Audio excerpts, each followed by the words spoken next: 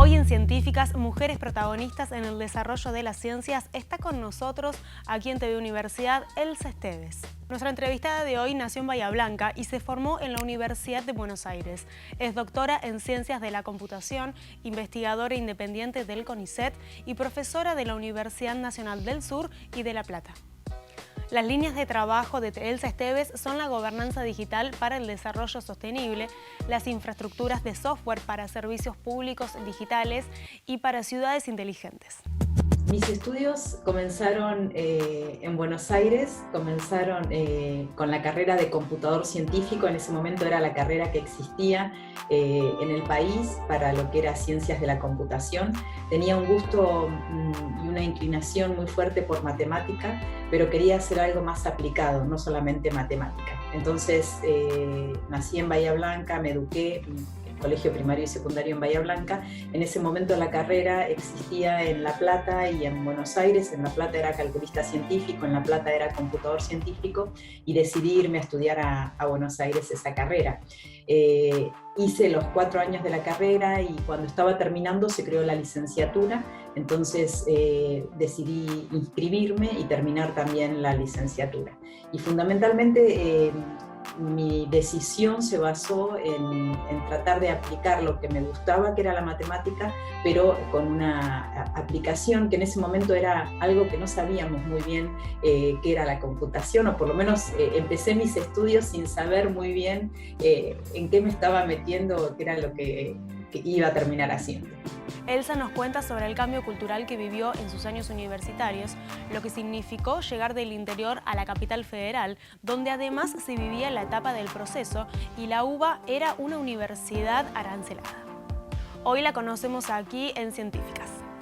En aquel momento estábamos en plena época del proceso. Yo terminé mis estudios secundarios en el año 1978 y fui a rendir el examen de ingreso.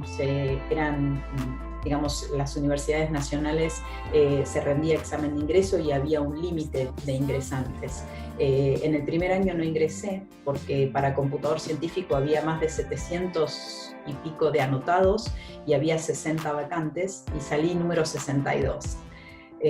Con lo cual al año siguiente volví a rendir ingreso y me dieron unos puntos adicionales por haber aprobado el examen anterior pero no haber ingresado, y comencé mis estudios.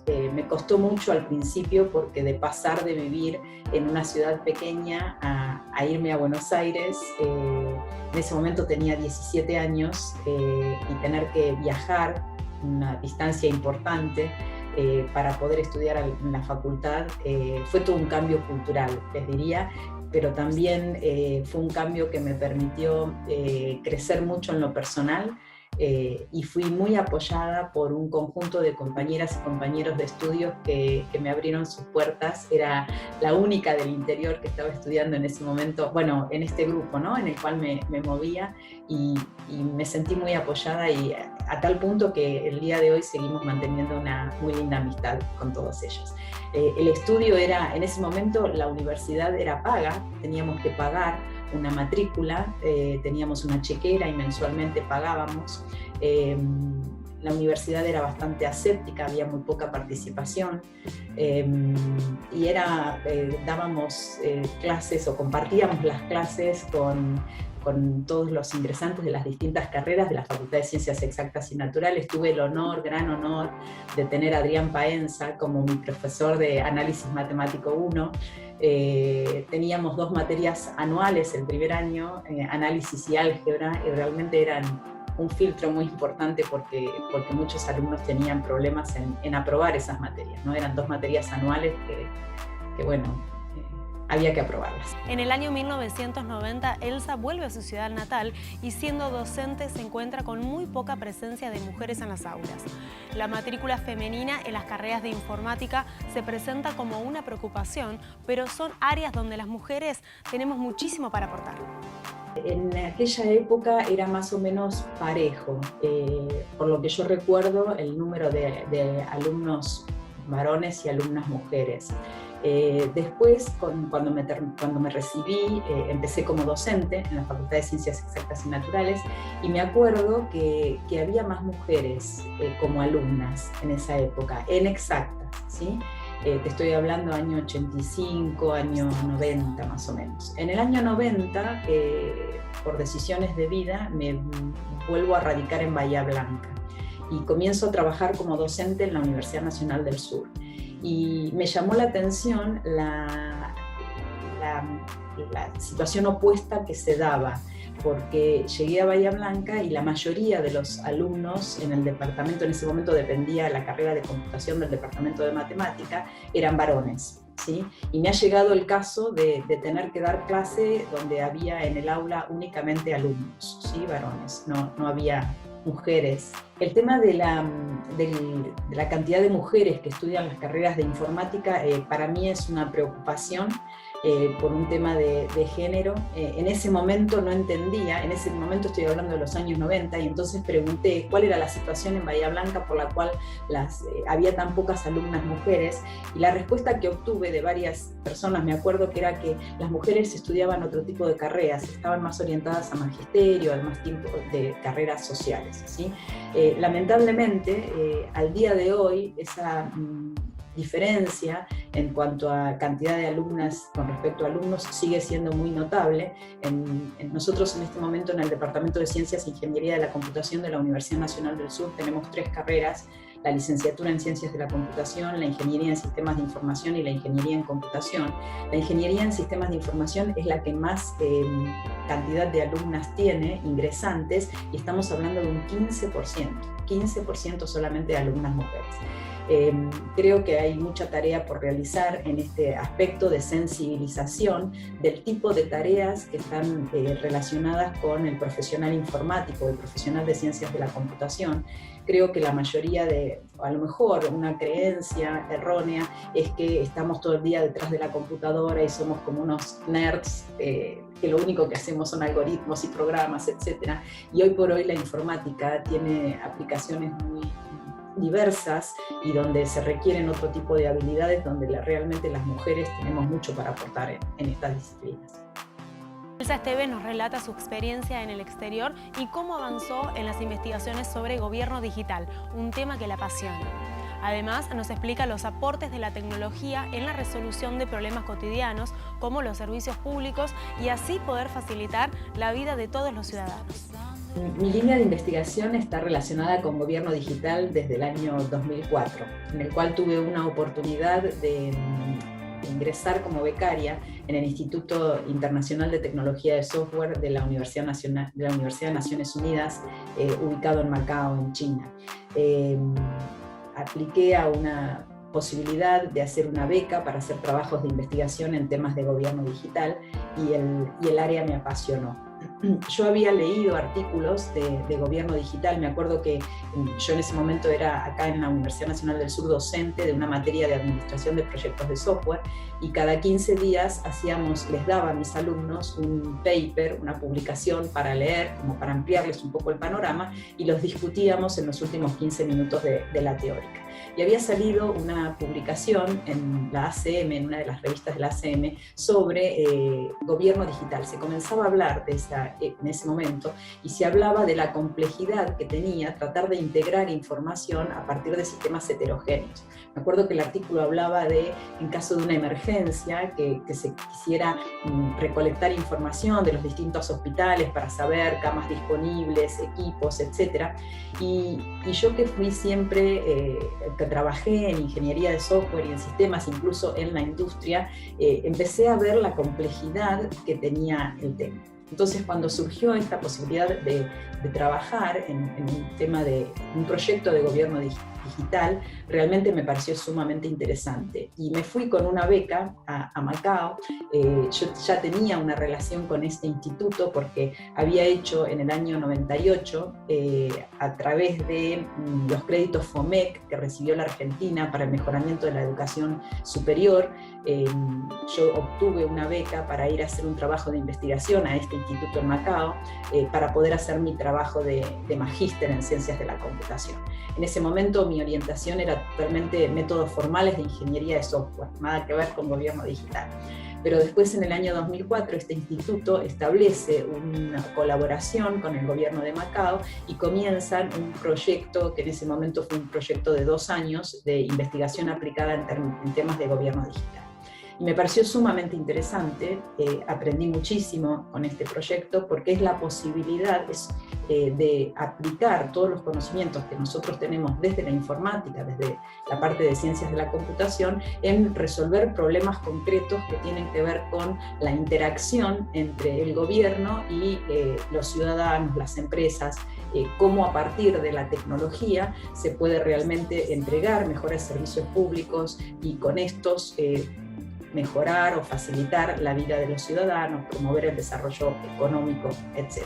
Por supuesto que el área es totalmente distinta a lo que es ciencias de la computación, y ahí tuve un salto que dar, porque el gobierno digital es un área multidisciplinaria, entonces es un trabajo que es donde se requiere la colaboración de profesionales en distintas disciplinas, desde computación, tecnología, todo lo que tiene que ver con leyes o aspectos legales, administración pública, sociología, etc. Y tuve que realmente recrearme como investigadora, diría, porque por ahí los métodos que utilizamos para hacer investigación en ciencias de la computación no son exactamente los mismos que se utilizan en un tema así multidisciplinario, ¿sí? Así que fue todo un desafío, pero una gran oportunidad también. Continuamos con Científicas, Mujeres en el Desarrollo de las Ciencias, y la investigadora de hoy nos sigue contando sobre los avances tecnológicos aplicados a los sistemas de gobierno. Además, cómo ha ido cambiando el rol de la universidad pública y el lugar de las mujeres en las áreas de informática. Voy a dar un ejemplo concreto del tipo de tareas que hacemos como investigadores en gobierno digital. Cuando surge todo el tema de la pandemia, debido a nuestros trabajos de investigación, nosotros colaboramos estrechamente desde la universidad con el gobierno de la Municipalidad de Bahía Blanca. Entonces nos pusimos en contacto para ver de qué manera podíamos colaborar en la coyuntura, en la crisis que se estaba viviendo, y nos juntamos gente del Polo Tecnológico del Sur, gente de la municipalidad y nosotros desde la universidad, es decir, juntamos los 3 actores, industria, gobierno y academia, y empezamos a diseñar soluciones.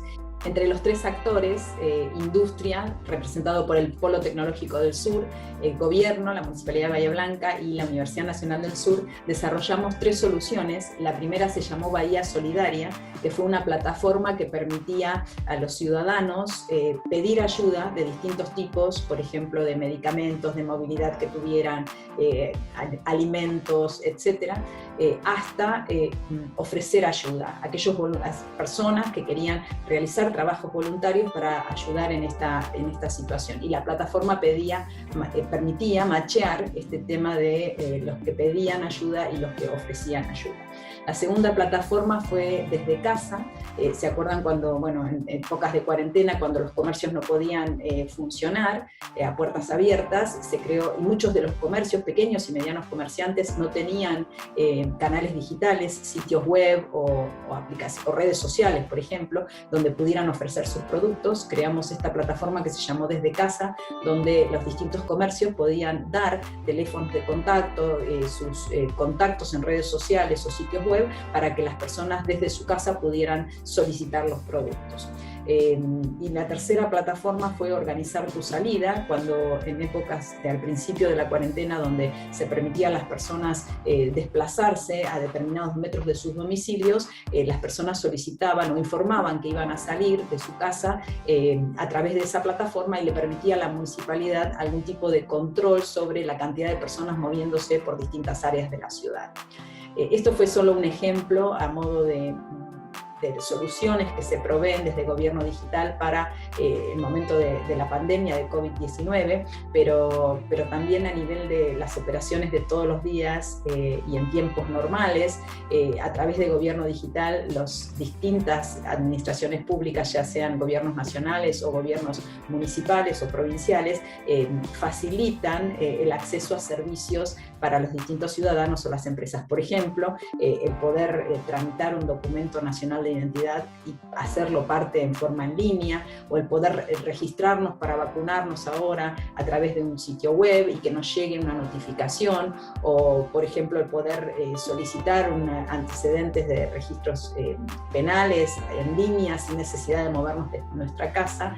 Es todos soluciones que se prestan a partir de lo que son investigaciones y trabajos en temas de gobierno digital. Elsa reflexiona sobre la educación pública nacional y la importancia de trabajar de una forma relacionada entre las instituciones para atender a las demandas sociales.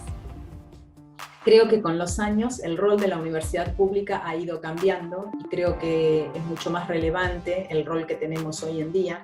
Anteriormente las universidades públicas estábamos bastante encerradas en nuestro propio mundo y hoy se vio la necesidad, hoy y digamos en los últimos años, ya llevamos varios años trabajando en este sentido, nos damos cuenta del rol que tenemos para estar abiertos a solucionar los problemas de nuestra comunidad. Los problemas que las sociedades hoy por hoy tienen son cada vez más complejos, ya sea por el avance de la tecnología o por el avance de del desarrollo humano, diría, ¿sí? Y que los actores en forma individual no tienen todas las capacidades para poder dar solución a estos problemas. Los gobiernos no tienen todas las capacidades para poder solucionarlo, el sector privado tampoco y la academia tampoco. Entonces cada vez se ve más la necesidad de fomentar estos ecosistemas de colaboración con los distintos actores.